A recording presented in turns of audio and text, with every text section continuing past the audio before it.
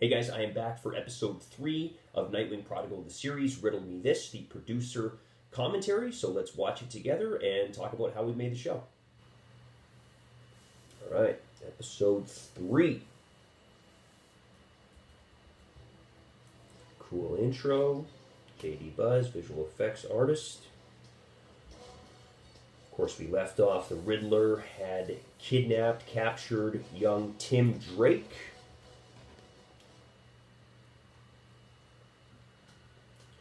So another cool set in the same building, once again in the same warehouse. This is kind of in the main big area of the warehouse. And Bruce did a great job, of course, lighting this all up green Riddler colors. We wanted that really cool vibe. You'll notice that every character that we do, every villain that we do, we had different sort of lighting for each of those characters, right? Tim Drake capture, he's got the big Robin symbol on the chest. Great shot of the Nightwing costume here.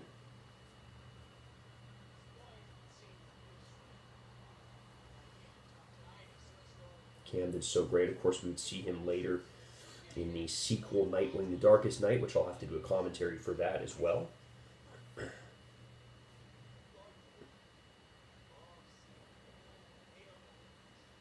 Really cool stick that he's got with the question mark on the top as well that we had made, which is really fun. Nice for him to have sort of a weapon to face off with Nightwing with his two weapons as well.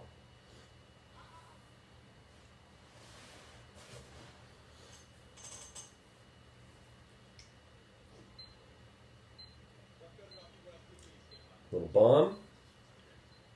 Question mark behind, of course. Riddler style.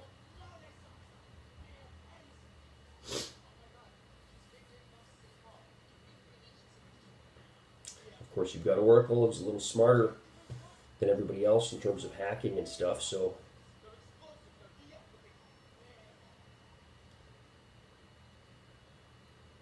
such a typical movie trope with the clock counting down.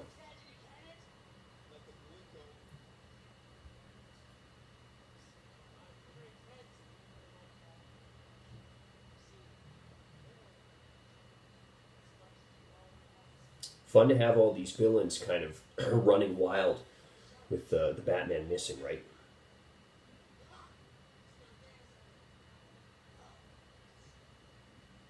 It's a fun scene. Great performance from Camden. Punch in the gut. Of course, we didn't want the Riddler to be too, physically imposing. We wanted Nightwing to be able to show that he was pretty quickly able to dispatch the Riddler. The Riddler's obviously a smarter villain, maybe not as physically demanding as others.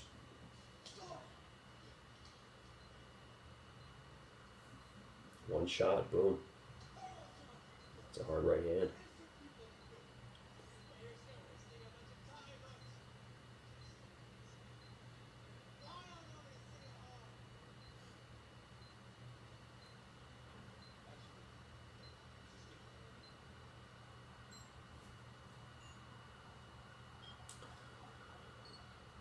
Oracle's done it.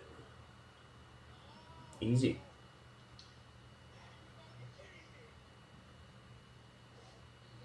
I think this is a situation too where obviously had we had a little more time, a bigger budget, I think we would have probably had a more elaborate action sequence with the Riddler and Nightwing, but given the time constraints and budget constraints that we had, the more action that we did, the harder that was going to be. And of course, action takes a long time to shoot as well, so we need to be conscious of that and save. We're saving our action for really episode 4, so that's why you only see short bits of action with Solomon Grundy and the Riddler and Anarchy, some of these other characters.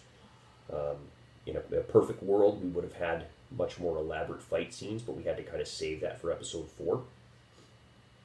Anyone who's watching this who's made a film before knows how long it takes to shoot fight scenes and the rehearsals and of course shooting time on the day is a lot more, editing is a lot more, all that stuff. So when you only have so much time and money, you need to kind of save those. This is cool. We get Nightwing, Robin, and Oracle together for the first time, which is really fun.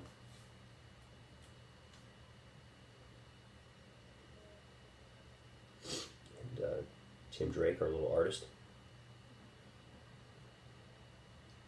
Nick was so fun to work with.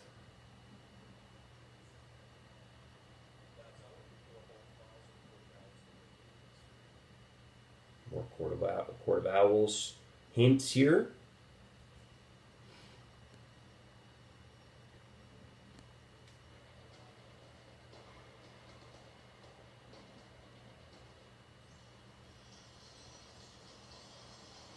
And now, of course, this is the other side of the warehouse. As you can see, we really used that location well. And now you'll see, actually, again, I was talking about the Riddler with the green lighting. Now we've got different lighting for the next villain, who is, of course, Catwoman. Played here by my great friend Kira Forster, wrestles as Taya Valkyrie, and now in WWE as Frankie Monet. So we see a lot of pro wrestlers in this series. And this was a cool look as well, kind of combining several different looks from the comics. Love the Catwoman goggles that she's got. We went with a blonde Catwoman, just based on Kira's hair color at the time. And of course, a fun little drawing of the owl symbol as well. And Kira's got a background in dance too, so she really brought some cool movement stuff to the character.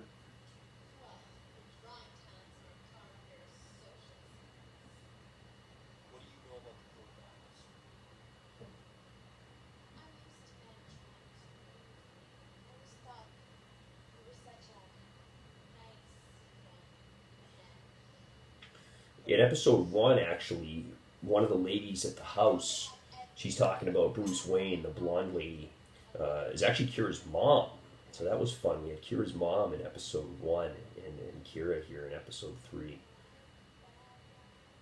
Her mom, Lorraine. It'll be fun having her on set too. My hair's so long at this point, it's getting in my face. I can see my eyes.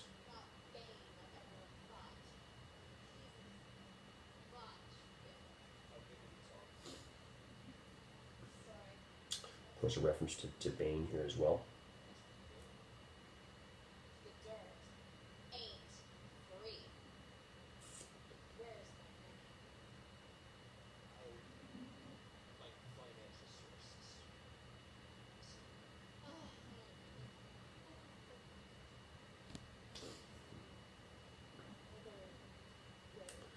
Wanted to kind of play some tension with Catwoman and Nightwing here. Playing on the classic Batman-Catwoman relationship.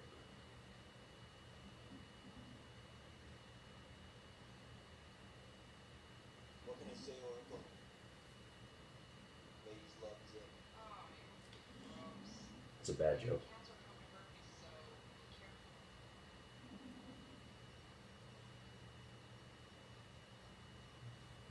Just had to get another shirtless shot, I guess. We just couldn't make this show without having me with my shirt off.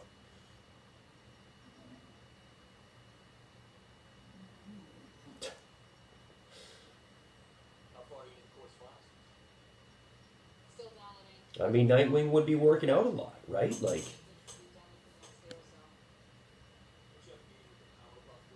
you gotta fight crime. Birds of Prey reference, great.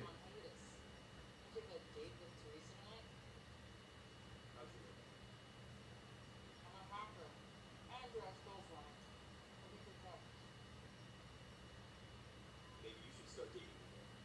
You know, the Doc Elton girl. But the Penguin's still single. Not bad. We can see your nipple from outer space. Put a shirt on. Ridiculous. And I think our only Penguin reference in the show, actually. We didn't have the Penguin show up. Fun to have another reference to the whole Gotham world, though.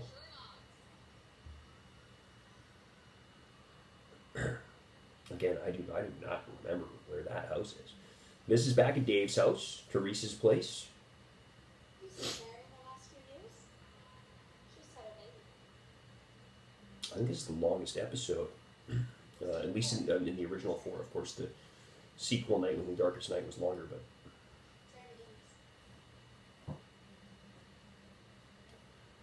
Is he bothering you? You barely said a word all day. not much of a date here. Dude is distracted.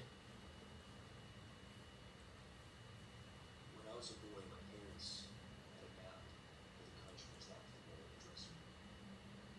Not the pins. So this whole speech was actually from a Nightwing comic. I can't remember the exact issue that this was from, but we found it when we were writing the show. We pulled it right out of the words from a speech that he does in the comics. The bigger, the more dangerous. Yeah, all the stops were marked letter U, except for Gotham City. So I believe we shot this scene According to my father, the morning of or early in the day, the same day that we shot the they've been put on the biggest party scene that's in episode 1. We see the party scene with all the party goers and Poison Ivy and Roman Sionis. So we actually shot this scene much earlier in the day before everyone else arrived. And we still obviously had daylight. just have 100 copies. So because of the nature of the 4 episodes and the limited time to shoot it and the limited budget and all that stuff, we block shot everything, right? So all the scenes that were at Dave's house, we had to shoot in the same day. All the scenes that were in Oracle's lair, we shot in the same day. All the scenes in the main room in the warehouse. So basically, we would build a set or arrive to a set, shoot everything for the 4 episodes that we needed at that time. So we had to have everything written in advance, and it was quite a scheduling process to kind of build the whole schedule for the show. And of course, we see the flashbacks, some cool shots here to the Court of Owls. Get a shot of Dick's dreams that he's having at the time. Social and my rant. I think I'm gonna take off, but thanks for continuing. He's obviously struggling a little mentally. You can imagine fighting crime at night and seeing Jason die and all these different things that have happened. It's Don't worry. getting to him.